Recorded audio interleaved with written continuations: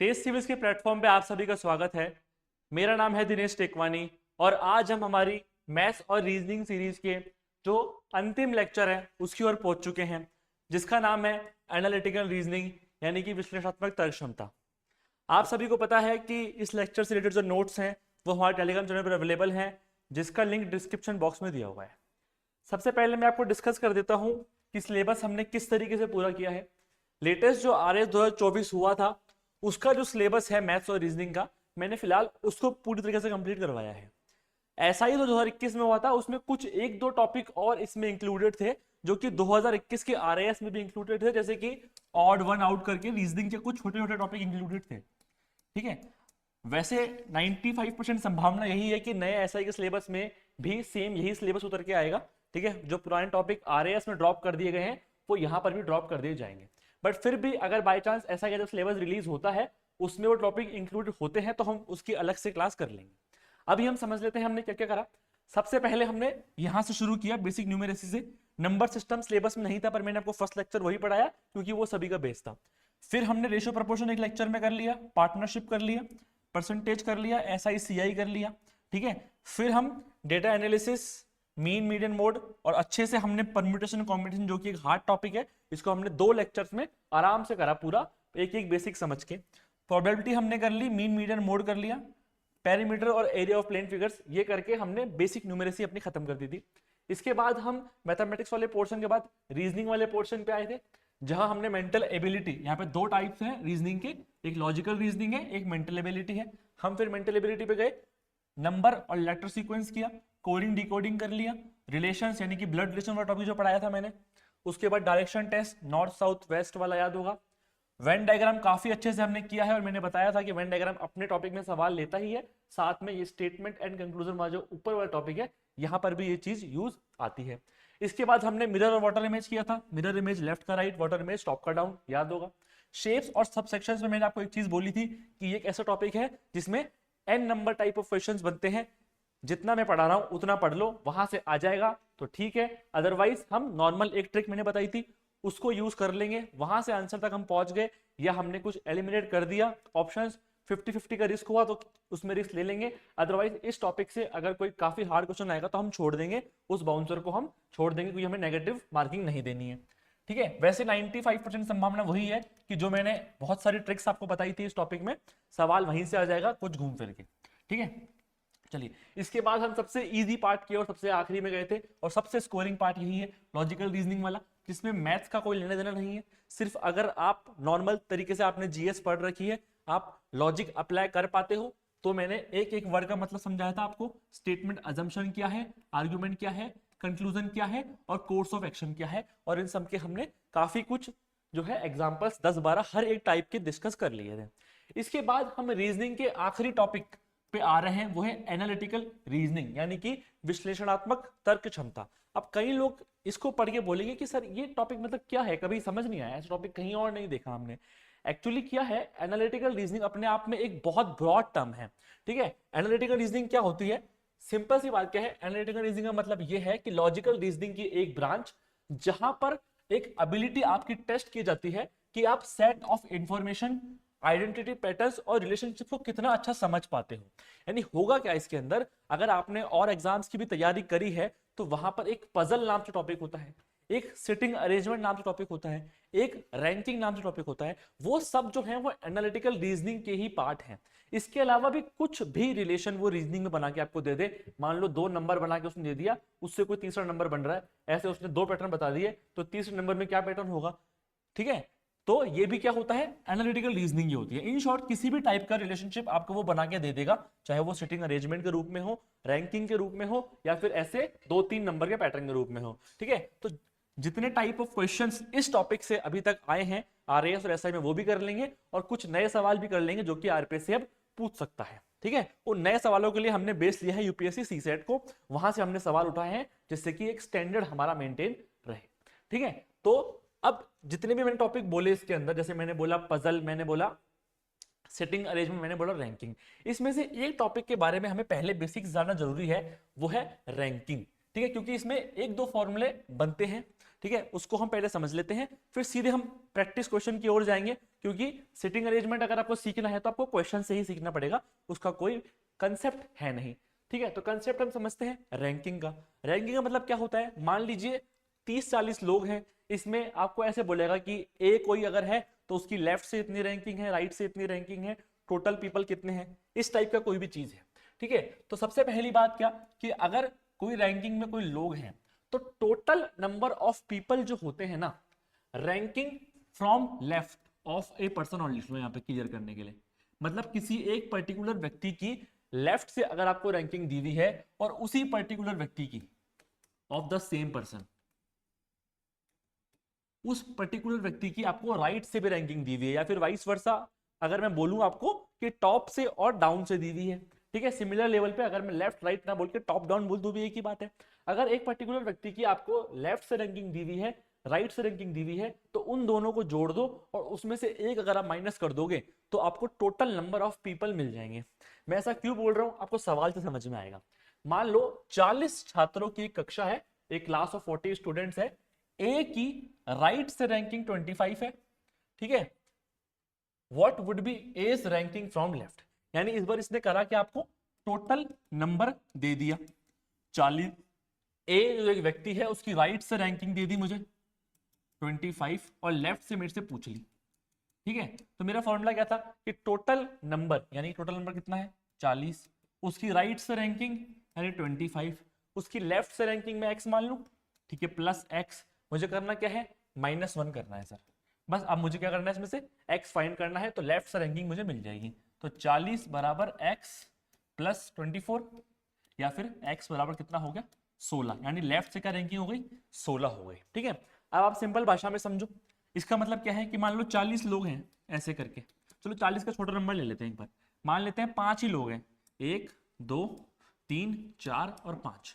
अब मैं इस फोर्थ नंबर पे जो बंदा है ना, इसकी बात करता हूँ, लेफ्ट से किस नंबर पे है ये 1 2 3 4, फोर्थ नंबर पे है सर, और राइट से किस नंबर पे है फर्स्ट सेकंड, 2 नंबर पे है।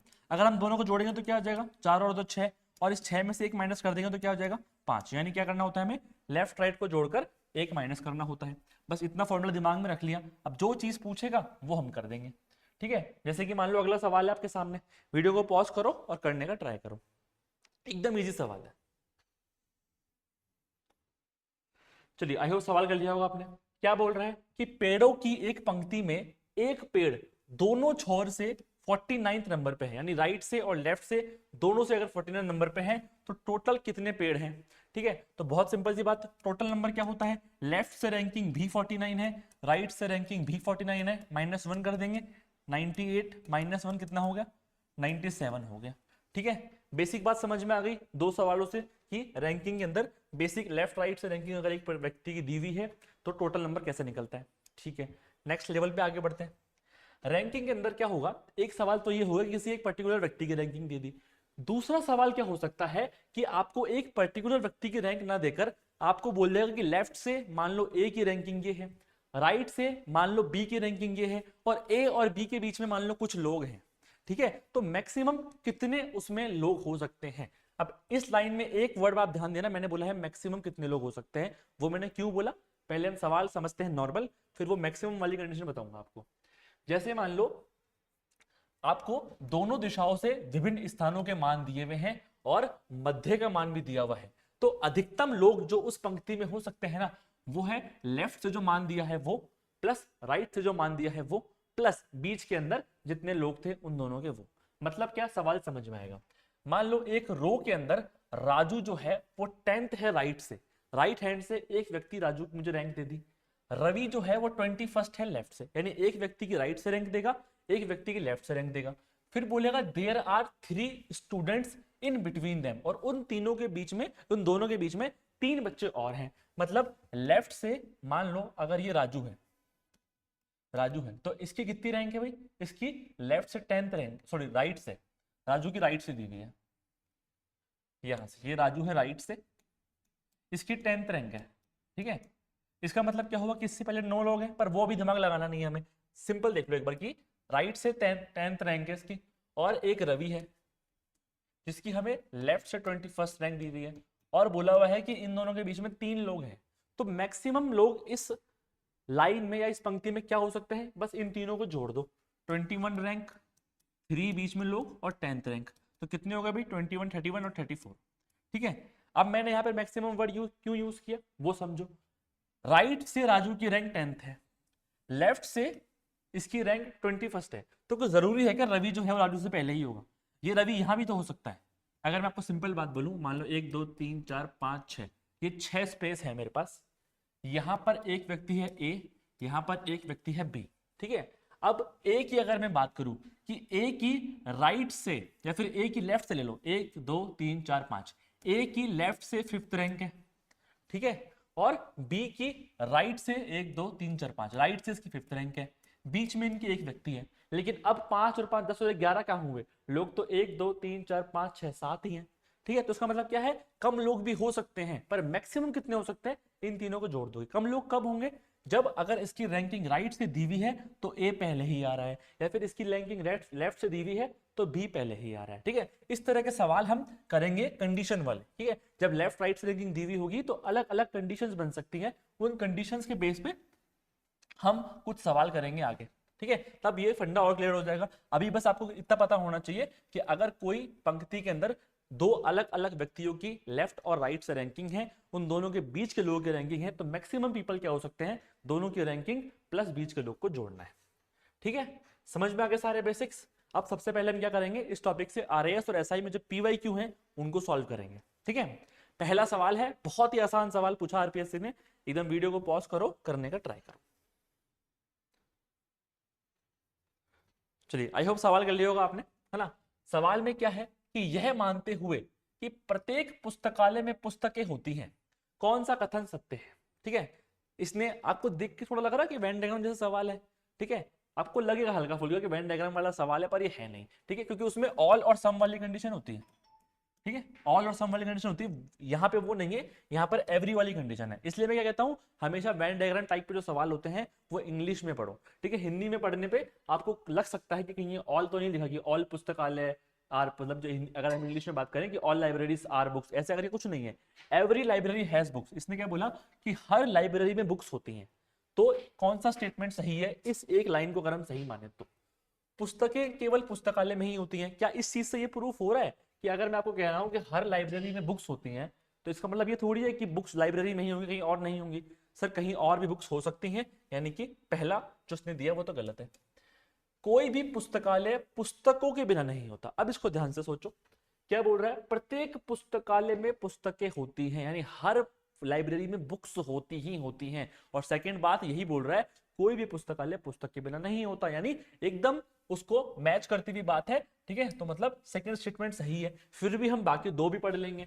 कुछ पुस्तकालयों में पाठक नहीं होते, क्या पाठक की कोई बात हुई स्टेटमेंट में हमारे, कोई बात नहीं हुई सर, तो थर्ड वाला तो सरासर गलत है।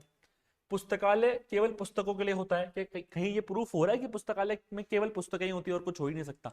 उसने सिर्फ इतना बोला कि प्रत्येक पुस्तकालय में पुस्तक जरूर होती है, यानी कि कोई भी पुस्तकालय पुस्तकों के बिना नहीं हो सकता। सेकंड स्टेटमेंट सही, और एकदम आसान सवाल था एनालिटिकल रीजनिंग का। चलिए अगले सवाल की ओर बढ़ते हैं। हाँ, ये एक टाइप का सवाल है जो कि आगे भी अभी आ सकता है, ए और आर वाला। ठीक है, वीडियो को पॉज करो, करने का ट्राई करो, फिर मैं समझाऊंगा कि इस तरह के सवाल को, चाहे वो जीएस के टॉपिक से सवाल आए चाहे वो रीजनिंग में आए, किस तरीके से प्रोसेस किया जाता है।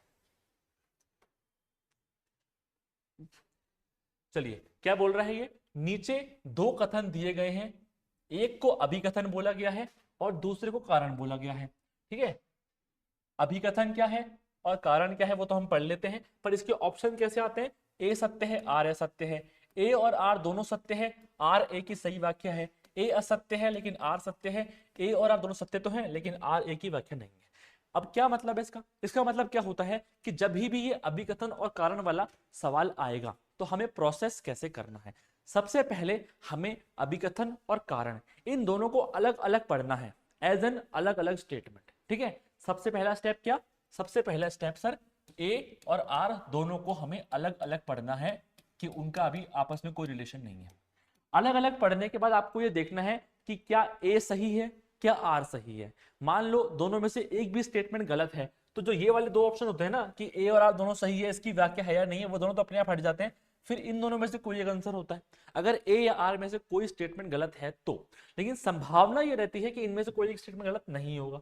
ठीक है, क्योंकि ये आपसे पूछना ही ये रिलेशन चाह रहा है कि आप ये समझ पा रहे हो या नहीं समझ पा रहे हो कि ये इसका रीजन है या नहीं है। मान लो कि दोनों स्टेटमेंट सही है, ए को मैंने अलग से पढ़ लिया, आर को मैंने अलग से पढ़ लिया, दोनों स्टेटमेंट सही है। करना क्या है इसके बाद, आपको यहां पर आपको क्योंकि वर्ड लगाना है। यहां पर ए के बाद आपको क्योंकि वर्ड लगाना है और अब इस पूरे को एक साथ पढ़ना है। ठीक है, सबसे पहले हम अलग अलग पढ़ के देख लेते हैं कि क्या ये सही है। क्या सही काम के लिए सही वेतन पर सही व्यक्ति का चयन करना ही सही दृष्टिकोण है। ये बात सही है एकदम कि अगर आपको राइट पर्सन सिलेक्ट करना है राइट जॉब के लिए तो राइट पे इज राइट अप्रोच। एकदम नॉर्मल बात है कि राइट पर्सन होगा राइट जॉब के लिए, राइट पे एकदम सही अप्रोच है। ठीक है, ए बिल्कुल ठीक है। आर गलत तरीके से चुना गया व्यक्ति एक दायित्व होता है, बिल्कुल सही बात है। अगर आपने एक गलत व्यक्ति का सिलेक्शन कर लिया अपने ऑर्गेनाइजेशन में तो वो काम तो करेगा नहीं आपके लिए, बल्कि क्या बन जाएगा, आपका एक दायित्व बन जाएगा। उसको सैलरी भी दो, उसको काम भी सिखाओ, कुछ आ नहीं रहा है उसको तो क्या बन जाएगा आपके लिए, वो दायित्व बन जाएगा। यानी दोनों बातें अपने आप में ठीक है। अब करना क्या है, हमें ए के बाद क्योंकि वर्ड लगाना है और फिर साथ पढ़ना है। सही काम के लिए सही वेतन पर सही व्यक्ति का चयन करना ही सही दृष्टिकोण है, क्योंकि गलत तरीके से चुना गया व्यक्ति एक दायित्व। अब बताओ एकदम सही बात बन रही है या नहीं बन रही। यानी ए में जो बात दी हुई है उसका रीजन आर है।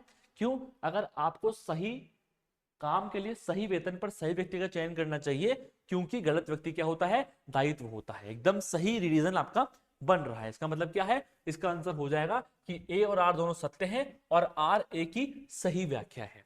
ठीक है, इसमें सवाल में गलती कहां होती है, इस सवाल में गलती वहां होती है जब हम फर्स्ट टाइम पढ़ते हुए ही ए और आर को रिलेट करने लगते हैं। तब होता क्या है कि कई सवालों में ना आपको ए भी सही दिया होता है, आर भी सही दिया होता है, लेकिन आर जो होता है ना, तो रीजन जो होता है वो ए से बिल्कुल अलग ही कुछ बात कर रहा होता है। ठीक है, मान लीजिए यहां पर उसने सही व्यक्ति का सही चयन की बात करी तो नीचे वो कुछ और लिख के दे देता कि ऑर्गेनाइजेशन के अंदर मान लीजिए वो कुछ बोल दे कि दक्षता पूर्वक कार्य किया जाना चाहिए।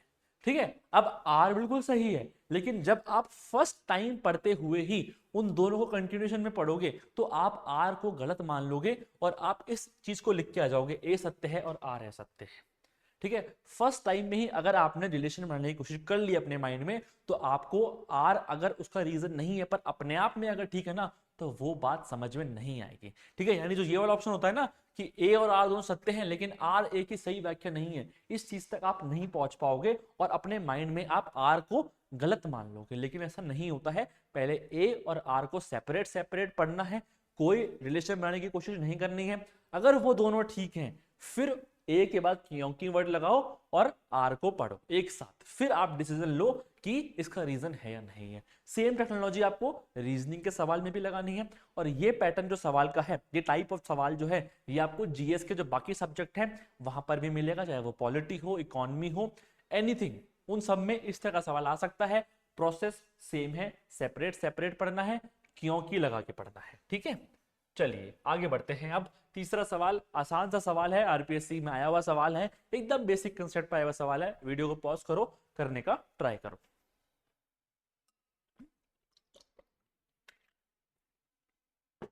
चलिए कर लिया होगा तो आराम से।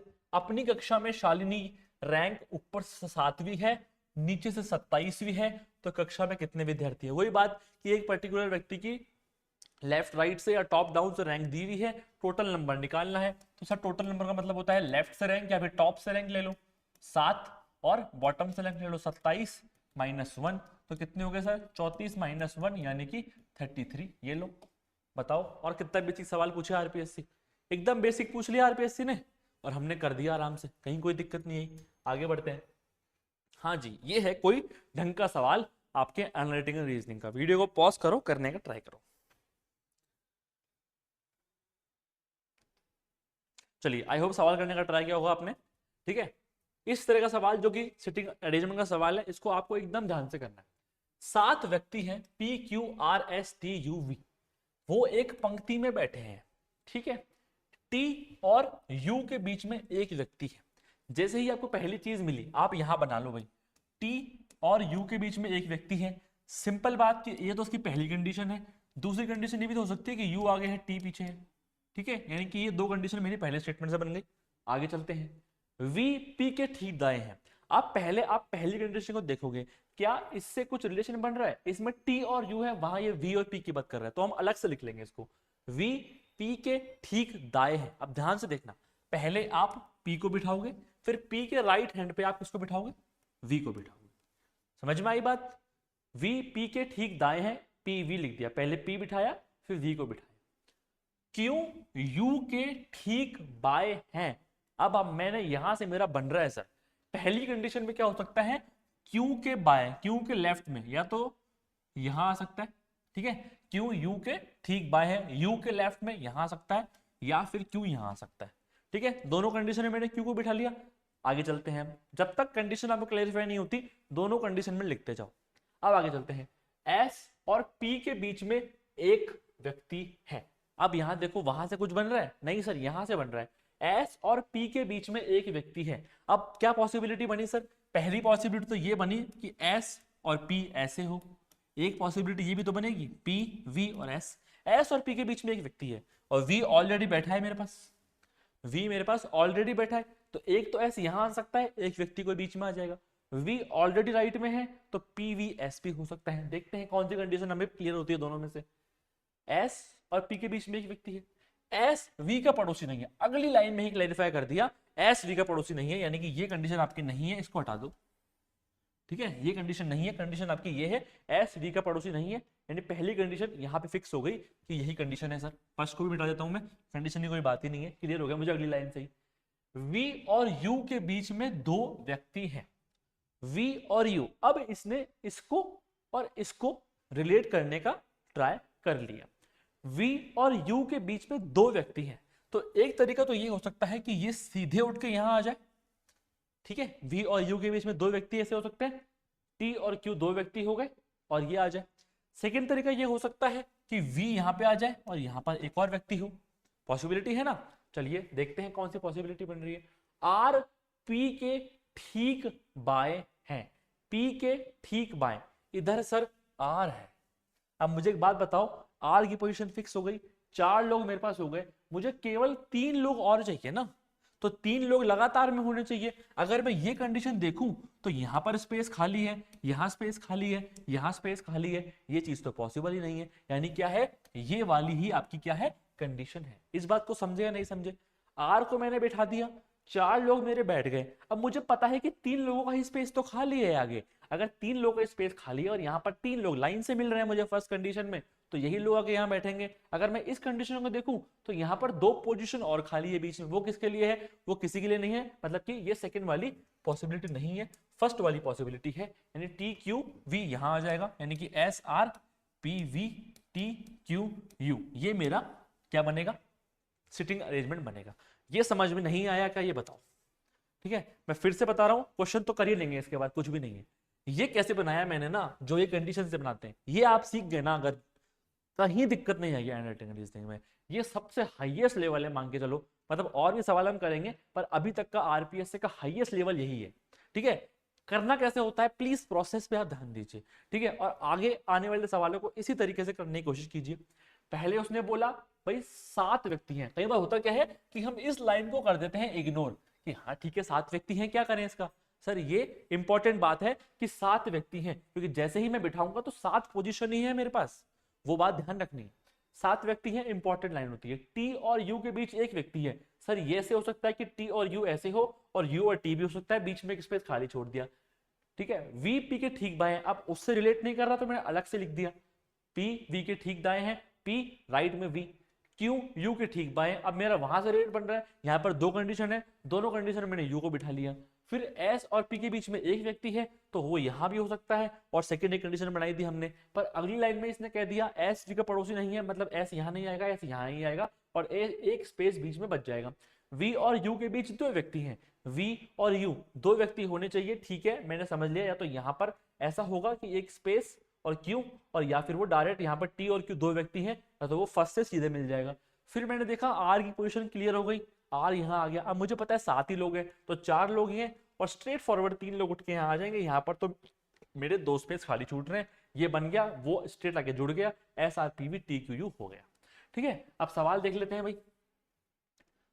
सवाल यह है कि पंक्ति के बीच में कौन व्यक्ति बैठा है। बीच में मतलब 7 लोग हैं, तो 3 लोग लेफ्ट से हटा लो, 3 लोग राइट से हटा लो, कौन सा व्यक्ति बच गया? वी बच गया। ये 3 लोग हट गए, ये 3 लोग हट गए, बीच में कौन आया? सबसे बीच में कौन है भाई? वी के 3 लोग लेफ्ट में, 3 राइट में, वी क्या हो जाएगा? इसका आंसर हो जाएगा। समझ में आ गया? सिटिंग अरेंजमेंट का स्टैंडर्ड सवाल है एकदम, जिसमें कंडीशंस बनती है और आपको एकदम ध्यान से करोगे, एक ही लाइन पढ़ के सवाल हो जाएगा। चलिए अगले सवाल की ओर बढ़ते हैं। ठीक है, बहुत ही प्यारा सवाल है, इसको कर लो, मजा आ जाएगा। यूपीएससी का सवाल है, वीडियो को पॉज करो, करने का ट्राई करो। चलिए देखते हैं अब हम।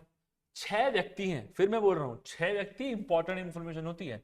6 व्यक्ति है, A B C D E F, एक गोल टेबल के चारों तरफ बैठे हैं।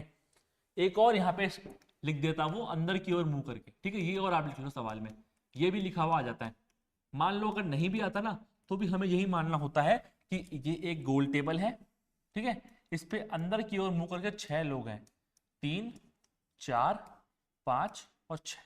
और जब आप ये एरो बनाएंगे तो कोशिश कीजिए कि हम थोड़ा सा इक्वल इनको बना दें, यानी कि ये मान लो, मैं बताता हूं कैसे। जैसे एक व्यक्ति यहां बिठाया, एक व्यक्ति यहां बिठाया, एक व्यक्ति यहां बिठाया, एक व्यक्ति यहां, एक व्यक्ति यहां और एक व्यक्ति यहां, यानी कि 2 को छोड़कर एक वाले का फेस अपोजिट आना चाहिए। यानी अगर यह व्यक्ति यहां है तो इन दोनों को छोड़ के इसका फेस अपोजिट होना चाहिए। एक व्यक्ति यहां है तो इन दोनों को छोड़ के, मतलब इसका फेस ना ऐसे आना चाहिए, ऐसे। ये अपोजिट फेस वाले हैं और ये अपोजिट फेस वाले हैं, यानी 2 को छोड़कर एक में अपोजिट फेस आना चाहिए। ये आपको ध्यान रखना है जब आप बनाएंगे तो, ठीक है ना। चलिए सबसे पहले मैंने 6 व्यक्ति बना लिए, एक गोल टेबल के अंदर बैठे हैं, ठीक है। ए और बी एक दूसरे के पास नहीं बैठते, तो जब इसने नेगेटिव कंडीशन दी है तो अभी हम किसी को नहीं बिठाएंगे, हम साइड में लिख देंगे कि ए और बी ये कभी पास पास नहीं आएंगे, ना तो ए बी होगा ना बी ए होगा, ठीक है, कभी पास नहीं आएंगे ये। ए और बी एक दूसरे के पास नहीं बैठते, इनकी लड़ाई हो रखी है। ई और एफ एक दूसरे के आमने सामने बैठते हैं। जैसे ही हमें पहली कंडीशन वो मिल गई जिसमें बिठाने की बात हो गई, तो हम बिठा देंगे। ई और एफ को एक दूसरे के आमने सामने बिठा दो, किसी भी जगह बिठा दो। मान लो मैंने ई को यहां बिठा दिया, एफ को यहां बिठा दिया, किसी भी जगह पे आप ई और एफ को आमने सामने बिठा दो, तो कोई फर्क नहीं पड़ता। चाहे मैं ई को यहां बिठाऊं, एफ को यहां बिठाऊं, ई एफ, बस वो आमने सामने होने चाहिए। गलती ये नहीं करनी कि ई को मैंने यहां बिठा दिया, एफ को यहां बिठा दिया, क्योंकि मैंने बनाए ही एरो गलत थे। वो गलती नहीं करनी, इसलिए सबसे सेफ होता है ऊपर और नीचे बिठा दो, वहां कभी गलती नहीं होती, ठीक है। 2 यहां 2 यहां, ऊपर नीचे ई और एफ हो गए मेरे आमने सामने। फर्स्ट लाइन हो गई, ई और एफ एक दूसरे के आमने सामने है। सी एफ के तत्काल दाएं, यानी एफ के राइट में आ जाओ, ये एफ है, हमेशा उसका फेस ध्यान रखना है। जैसे हम डिस्टेंस एंड डायरेक्शन में फेस कर रहे थे ना, वही देखना है। एफ का मुंह ऊपर की तरफ है तो इसका राइट वहीं होगा जहां आपका राइट है, यानी इसका राइट इधर होगा। इधर क्या होगा? सी बैठा है, तत्काल दाएं है, एकदम एग्जैक्ट राइट में। हमेशा ये वर्ड भी ध्यान दे लेना कि तत्काल दाएं लिखा है या फिर दाईं ओर लिखा है। अगर दाईं ओर होता तो ये हो जाता, लेकिन तत्काल दाएं लिखा है, यानी कि जस्ट इसके बाद सी आ जाएगा सर। अब इसके बाद क्या बोला? ए ई और सी के मध्य में नहीं है। अब बात समझो, ए ई और सी के बीच में ये स्पेस है, यहां पर ए नहीं है। मुझे एक बात बताओ, यहां ए नहीं है, इसका मतलब क्या है कि ए या तो इधर है या तो ए इधर है। चलिए अब हमारी फर्स्ट लाइन क्या थी? ए और बी आसपास नहीं आएंगे, ए इन दोनों में से कहीं पर भी हो, पर बी यहां नहीं आएगा, बी सामने ही आएगा। क्यों? क्योंकि ए अगर यहां आया तो इसके पास में बी नहीं आएगा। अगर ए इन दोनों में से कहीं पर भी आ जाए, पास में बी नहीं आएगा, तो बी वहीं जाएगा। अब बस मुझे ए को सेट करना है कि इन दोनों में से कहां सेट होता है। ये चीज अगर आप समझ रहे हो ना, ये स्टेप समझ रहे हो आप कि ए ई और सी के बीच में नहीं है, आपने ए को तो यहां नहीं बिठाया, पर आपने ये दिमाग लगा लिया कि अच्छा ए इधर या इधर में से आएगा, और अगर इन दोनों में से कहीं पर भी ए बैठे, बी यहां नहीं बैठेगा, बी तो वहीं बैठेगा, क्योंकि ये दोनों आसपास नहीं बैठते हैं। ठीक है सर, ए और सी के मध्य नहीं है तो डी एफ के आगे नहीं है, एफ के आगे डी नहीं है, यानी डी यहां पर नहीं, तो डी मतलब यहां है। अब ये पोजीशन बच गई तो ए के लिए यही बची, ये पोजीशन डी ने भर दी तो ए यहीं बैठेगा। अब बताओ समझ में आया नहीं आया?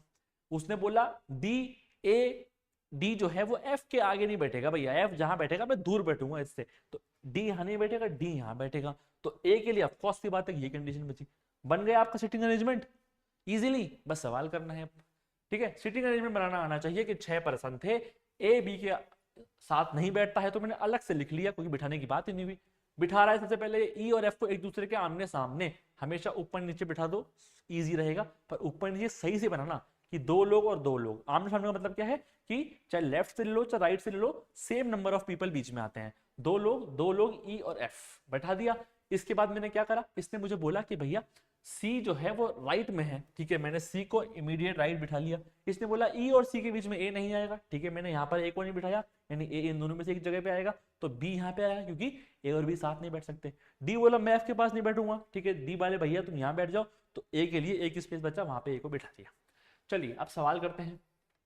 इसने बोला which of the following arrangement clockwise follow the condition, यानी क्लॉकवाइज इनमें से कौन सा अरेंजमेंट फॉलो हो रहा है, क्लॉकवाइज चलना है। अब आपको याद दिला दूं, क्लॉकवाइज था सर ऐसे घड़ी की दिशा में, यानी दक्षिणावर्त, ठीक है। देखते हैं भाई, पहला ऑप्शन है ए सी एफ, ए सी एफ, ये तो फॉलो ही नहीं हो रहा, क्लॉक मतलब नंबर से आने चाहिए ऐसे, ए सी एफ फॉलो नहीं हो रहा, डी ए ई, डी ए ई नहीं सर फॉलो नहीं हो रहा, नंबर से नहीं चल रहा, एफ एफ सर, ए सर, डी सर, ई सर, बी सर, सी सर। ये देखो क्लॉकवाइज है, जी हाँ सर क्लॉकवाइज है, सब नंबर से आ रहे हैं, F A D E B C, B D E A C F, B D E ना बन ही नहीं रहा, यानी सी ही आपका क्या है सही सवाल है। अभी तो उसको पता है क्या करना चाहिए था, ऑप्शन में एक क्लॉकवाइज भी देना, एंटी क्लॉकवाइज देना चाहिए था, कि जो बच्चा जैसे ये देना चाहिए था C B E D A F, ये ऑप्शन ये बनाना चाहिए था एक, जिससे कि अगर बच्चा क्लॉकवाइज नहीं समझ पाया तो वो भी गलत कर दे सवाल को, ठीक है, और उस ऑप्शन को ऊपर देना चाहिए था इससे ठीक है, ऐसे ही आएगा ऑप्शन, पता नहीं कैसे यूपीएससी ने तरस खा लिया बच्चों के ऊपर, इसलिए ऑप्शन आसान बना दिया। चलिए समझ में आ गया होगा ना। अब अगला सवाल करते हैं, वीडियो को पॉज करो, करने का ट्राई करो, बहुत ही आसान सवाल है। इसमें करना क्या है, दो नंबर से एक अगला नंबर बनाया हुआ है, दो आपको दिए हुए हैं ऐसे पैटर्न, तीसरा पैटर्न आपको खोजना है, बिल्कुल आसान है। वीडियो को पॉज करो, करने का ट्राई करो।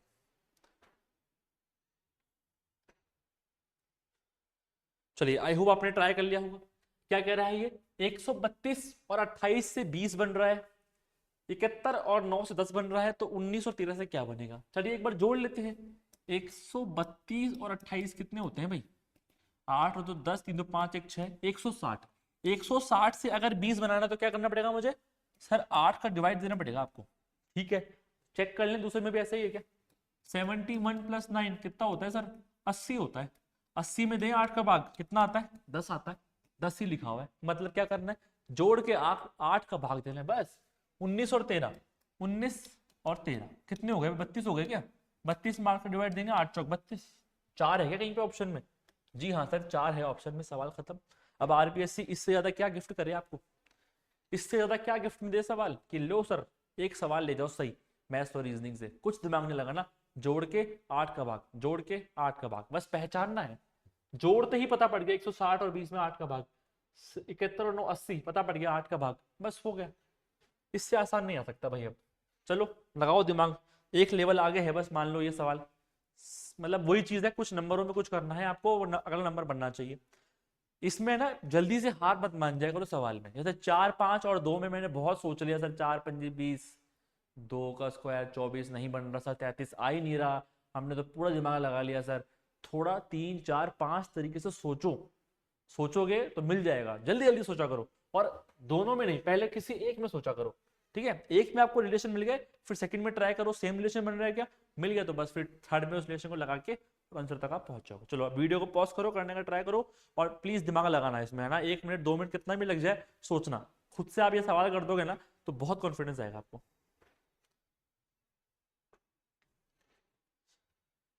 चलिए आई होप सवाल कर लिया होगा सभी ने, ठीक है। क्या कह रहा है सर, 4 + 5 - 2 = 33। अब एक बात तो ऐसा हो सकता है कि 2 को जोड़ के माइनस कर रहे होंगे, कि 4 और 5 में कुछ करके और 2 वाले को कुछ करके माइनस कर रहे होंगे। जरा देख लें, 4 पंजे 20, 20 में से कुछ माइनस करेंगे तो भी 33 नहीं बनेगा, और 2 का अगर मैं को जोड़ भी दूंगा तो भी 33 तो नहीं आएगा, क्योंकि 2 जो होता है वो सम संख्या में ही चलेगा, 33 तो आ ही नहीं सकता। और कुछ कर सकते हैं क्या, सोचो क्या कर सकते हैं, एक बार इनका स्क्वायर कर लूं मैं, 4 का स्क्वायर क्या होता है सर 16, 5 का स्क्वायर क्या होता है सर 25, जरा जोड़ें क्या आ रहा है 41 आ रहा है सर। 41 से अगर 33 बनाना हो तो कितना माइनस करना पड़ेगा सर, 8 माइनस करना पड़ेगा। 8 का और 2 का क्या रिलेशन है सर, सर 2 का क्यूब 8 होता है, 2 का क्यूब 8 होता है, मतलब क्या है कि ये 4 का स्क्वायर प्लस 5 का स्क्वायर माइनस 2 का क्यूब, ये रिलेशन हो सकता है सर। जरा चेक कर ले, 10 का स्क्वायर है 100, 12 का स्क्वायर है 144, कितने हो गए 244 हो गए सर।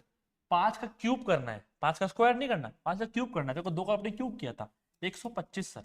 माइनस करें, 14 में से 5 गए 9, 23 में से 12 गए सर 11, 119, 119।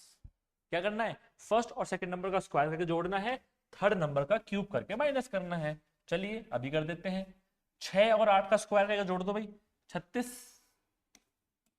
8 और 64, कितने हो गए भाई 100 हो गए क्या, 3 का क्यूब 27, कर देंगे माइनस 73। देखो ऑप्शन में, हाँ सर 73 है ऑप्शन में। और बताओ कितना आसान सवाल था। मतलब आसान तभी है कि जब आपने पैटर्न पकड़ लिया। पैटर्न कितने तरीके से पकड़ सकते हो आप, मल्टीप्लाई करके कुछ कर लो, स्क्वायर करके क्यूब करके कुछ कर लो, ठीक है। आपके दिमाग में ये भी आ जाता कि सर पहले ही क्यूब कर लूँ 4 और 5 का, नहीं पहले स्क्वायर करना है। स्क्वायर कर लिया, 4 का 16, 5 का 25, दोनों को जोड़ के देखा 41, 41 और 33 में रिलेशन सोचो कि 8 माइनस करना है। 2 से 8 का क्या रिलेशन हो सकता है सर, या तो 2 का क्यूब 8 होगा या 2 चौक 8 होगा। ये भी हो सकता है कि इन दोनों का स्क्वायर करके इसको 4 से मल्टीप्लाई करके माइनस कर रहा हूं। पर अगले वाले में मैंने देखा सर क्यूब से ही काम चल रहा है, अगर मैं 4 से करूं 5 चौक 20, तो 20 माइनस नहीं हो रहा 244 में से 5 का क्यूब माइनस हो रहा है। अगले वाले में वही चीज मैंने लगा दी है। चलिए 8वां सवाल, बहुत ही बढ़िया सवाल, मजा आ जाएगा करके। वीडियो को पॉज करो, करने का ट्राई करो।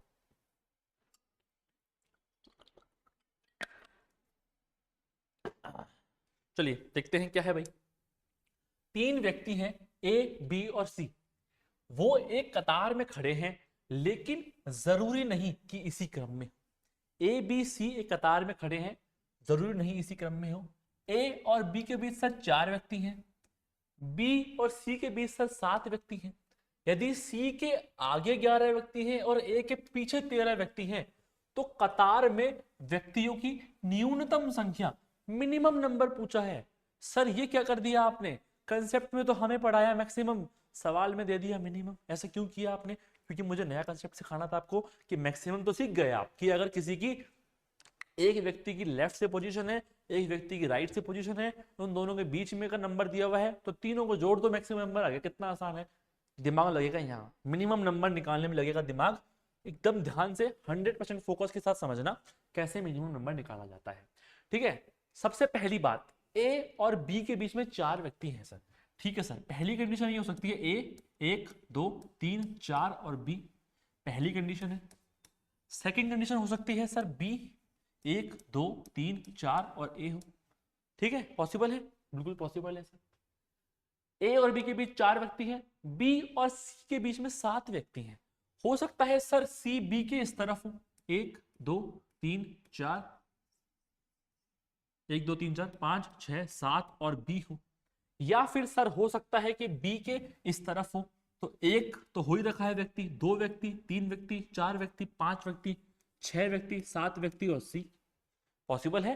पहली कंडीशन में ही 2 पॉसिबिलिटी बन गई सी की, हो सकता है सर सी वहां हो सकता है सर सी यहाँ हो। सेकंड कंडीशन में भी सेम बात कि सर हो सकता है 1 2 3 4 5 6 7 और सी हो, या फिर 1 2 3 4 5 तो ऑलरेडी बैठे हैं, 6 7 और सी हो। अब मुझे बताओ आपको मिनिमम नंबर करने हैं, तो जो 2 बातें हमने सोची अभी कि सी इधर हो सकता है या सी इधर हो सकता है, सी इधर हो सकता है और सी इधर हो सकता है, मिनिमम लोग कहां पर होंगे सर, सर मिनिमम लोग तभी होंगे जब आप एक ही तरफ सी को बिठाओ। क्यों, क्योंकि जो बाकी बीच में 5 लोग हैं वो भी काउंट हो रहे हैं 2 बार, तो हमारे लोग कम हो जाएंगे ना। तो मतलब क्या है कि जो ये इस तरफ वाली पॉसिबिलिटी है सर, ये तो बकवास है। हमें चाहिए मिनिमम नंबर, अगर हमें मैक्सिमम नंबर चाहिए होते तो हम सी को बिठाते उल्टी तरफ, लेकिन क्योंकि सी को जब मैं एक ही और बिठा रहा हूं दोनों कंडीशनों में, तो मेरा क्या बन रहा है, ये जो 5 लोग हैं बीच में सर 2 बार काउंट हो रहे हैं, मेरा लोग बच रहे हैं मेरे, तो मुझे तो लोग बचाने हैं, मिनिमम लोग करने हैं, ठीक है सर, हो गई। अब मेरे पास ये 2 कंडीशंस हैं, अब मुझे इन दोनों में आगे बढ़ना है, ठीक है। आगे बढ़ते हैं, सी के आगे 11 व्यक्ति हैं, सी के आगे 11 व्यक्ति हैं सर। इसका मतलब क्या होता है सर, सी के आगे, ठीक है, if there are 11 persons ahead of C and 13% behind. Ahead का मतलब क्या होता है, इस तरफ चल रहे हो, और बिहाइंड मतलब होता है पीछे की तरफ चल रहे हो। सी के आगे 11 लोग, ए के पीछे 13 लोग। अब मेरी बात समझो दोनों कंडीशनों के अंदर, सी के आगे 11 लोग, यानी सी में तो राइट में चलना है, ए में लेफ्ट में चलना है। जरा पहली कंडीशन में देखूं, पहली कंडीशन में अगर मुझे सी के 11 लोग चाहिए तो 1 2 3 4 5 6 7 8, 8 लोग तो पहले से ही बैठे हैं, और 1 2 3 लोग मैं और बिठा दूंगा, तो सी के आगे 11 लोग हो जाएंगे, 1 2 3 4 5 6 7 8 9 10 11। ठीक है, या फिर अगर मैं सेकंड कंडीशन में बात करूं तो सी के आगे तो सर 11 लोग मुझे ऐसे ही बिठाने पड़ेंगे नंबर से ही।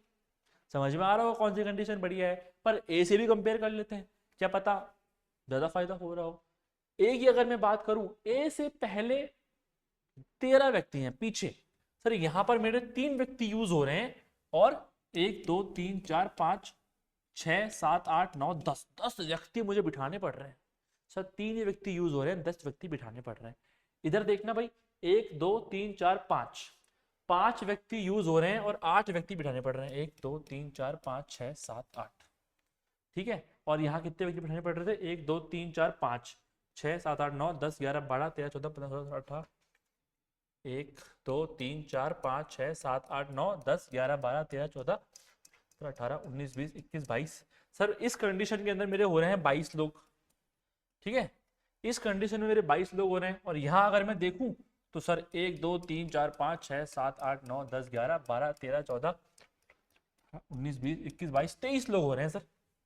दूसरी कंडीशन में 23 हो रहे हैं, इस कंडीशन में 22 हो रहे हैं, मतलब क्या है सर, कम लोग इस कंडीशन में है, तो यानी कि 22 आपका उत्तर हो गया। समझ में आया ना? समझ में आया? दोनों पॉसिबिलिटी कैसे बनाई मैंने? सर मैंने सबसे पहले ए और बी को 2 जगह बिठा लिया सर। इसके बाद मैंने सी को कैसे बिठाया? उसने बोला बी और सी के बीच 7 व्यक्ति हैं। अब मैं बी को अलग से क्यों लेके जाऊं, मैं तो ए की तरफ बिठाऊंगा सी को, क्योंकि 5 व्यक्ति मेरे यूज हो जाएंगे। ये तो बहुत ही आसान बात थी। अब है मेन समझने वाली बात कि सी के बाद 11 व्यक्ति और ए से पीछे 13 व्यक्ति, तो दोनों कंडीशन में बिठा के देख लो, फिर व्यक्ति को काउंट कर लो किस किस कंडीशन में काउंट करने वाले व्यक्ति कम आ रहे हैं। तो इस कंडीशन में 22 ही व्यक्ति आ रहे हैं, तो मिनिमम कितने लोग हो सकते हैं? 22 हो सकते हैं। ठीक है, समझ में आ गया? चलिए आगे चलते हैं। वीडियो को पॉज करो, करने का ट्राई करो, बहुत ही प्यारा सवाल है ये, आसान सवाल है पिछले वाले से।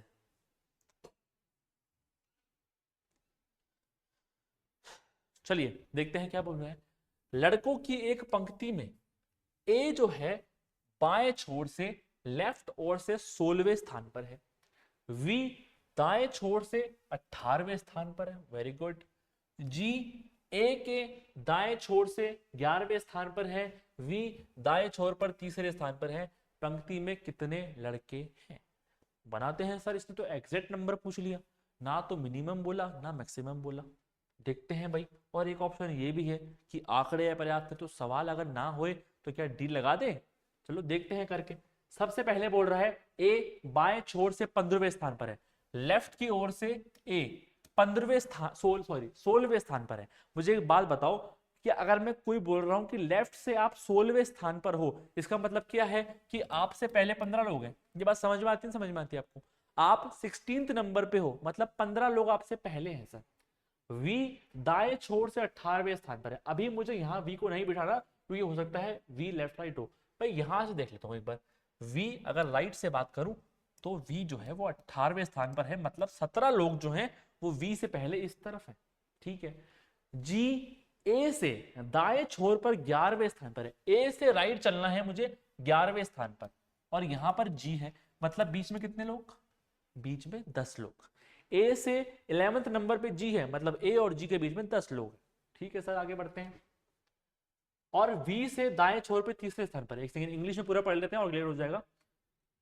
जी is 11th from A towards right and third from B towards right, यानी कि जी ए के भी राइट में है और वी के भी राइट में है, पर वी के राइट में वो थर्ड नंबर पे है, मतलब वी भी मेरा यहां पे कहीं है।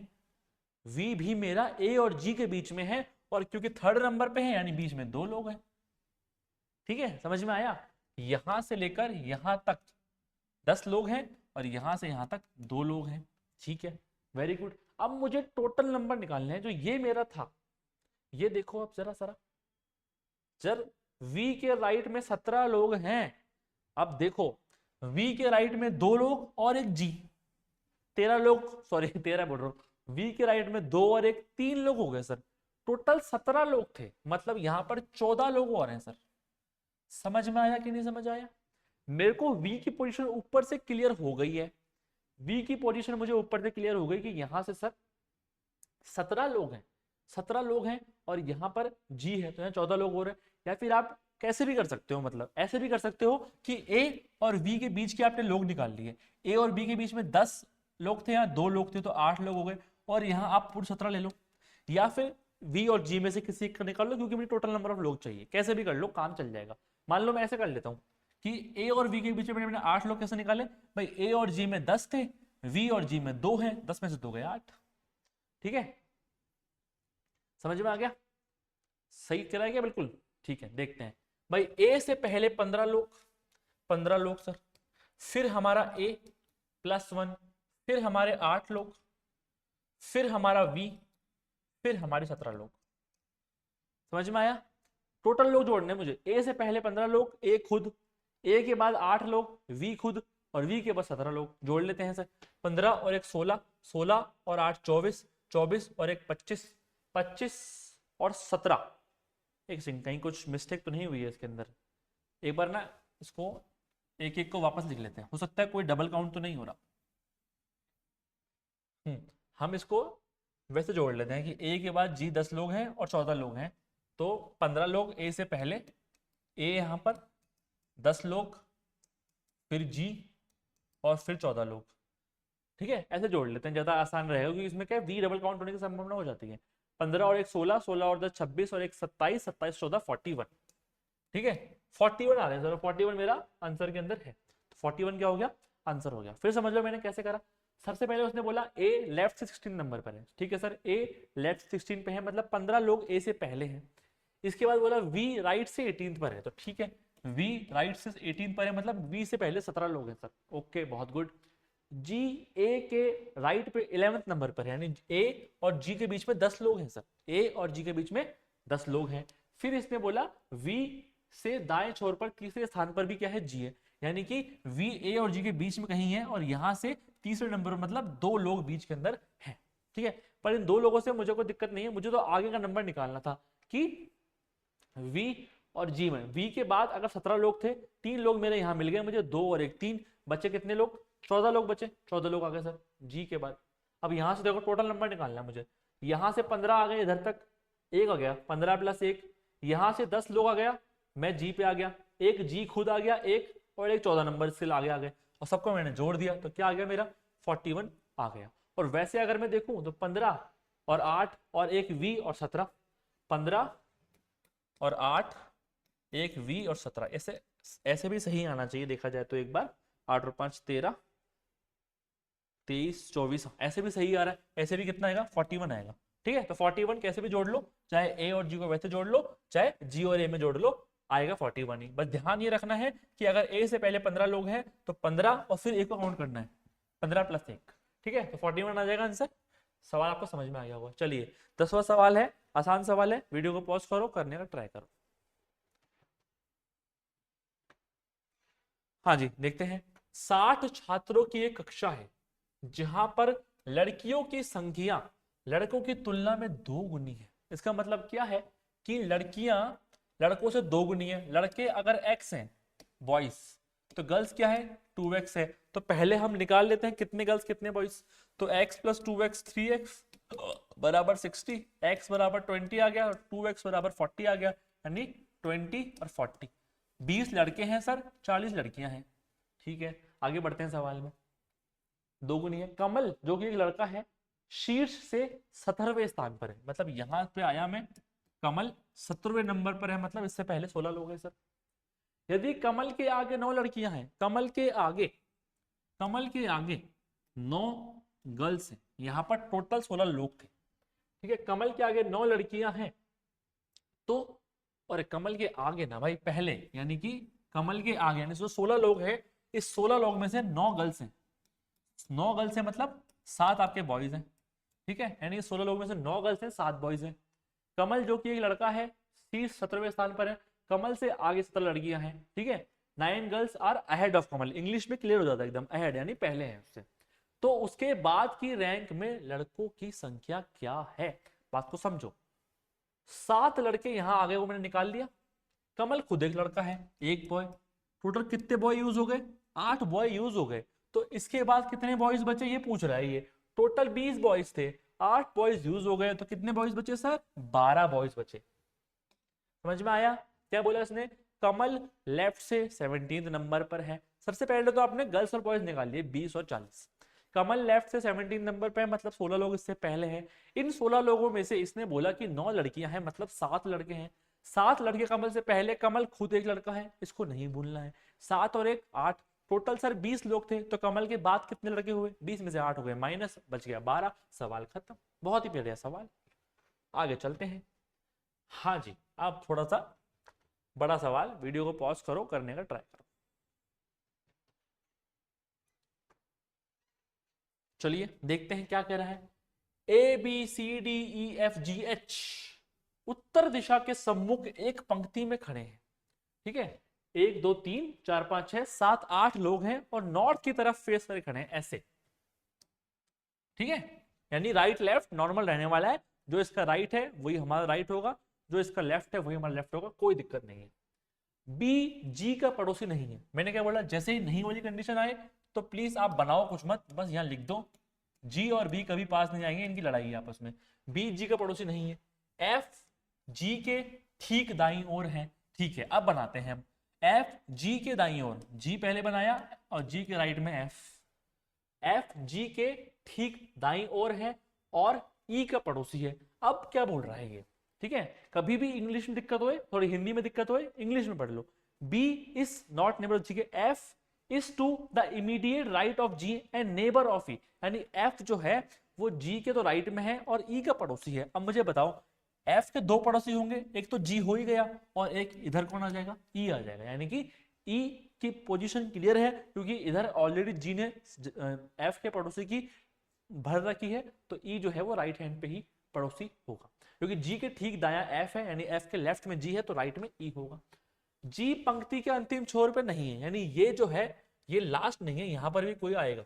ठीक है सर। ए ई के बाईं ओर छठा है। अब है समझने वाली बात। ई के लेफ्ट में 6 लोग जोड़ना जरा।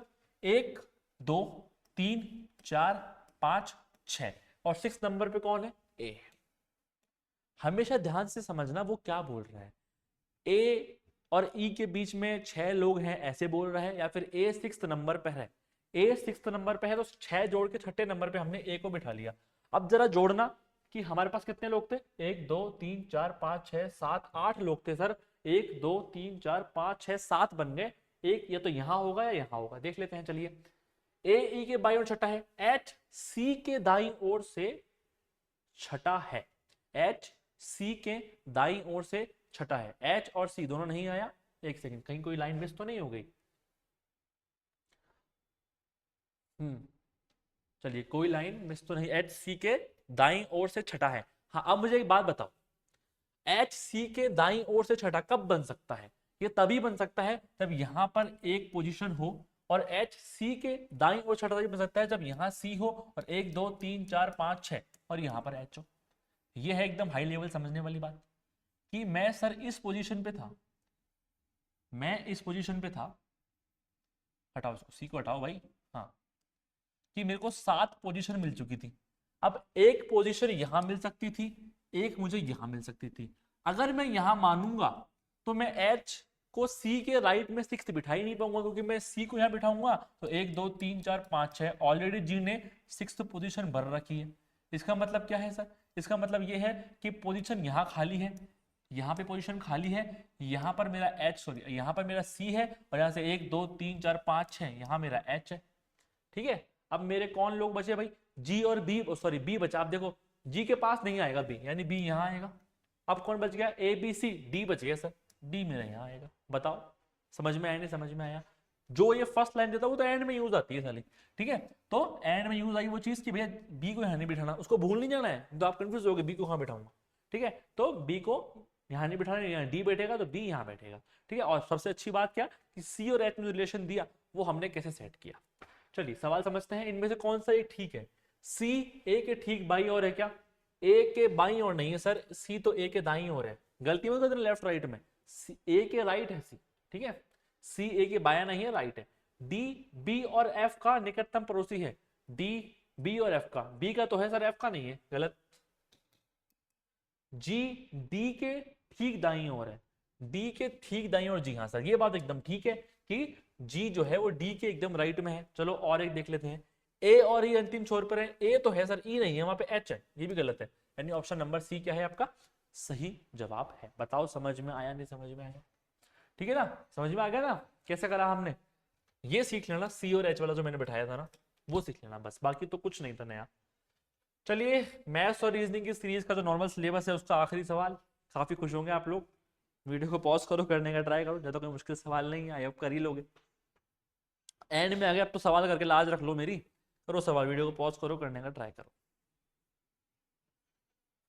चलिए देखते हैं, 7 पुस्तकें हैं sir, P Q R S T U V, वो एक दूसरे के अगल बगल में रखी हुई हैं। आर क्यू टी के कवर नीले हैं, बाकी के कवर लाल है, तो लिख लेते हैं सर, आर क्यू टी ये सर ब्लू कलर है, बाकी कौन कौन सी बच गया? पी बच गया सर, पी बच गया, क्यू आ गया, आर आ गया, एस यू वी, ये 4 जो हैं क्या है? रेड है। ठीक है सर, ये 4 रेड है।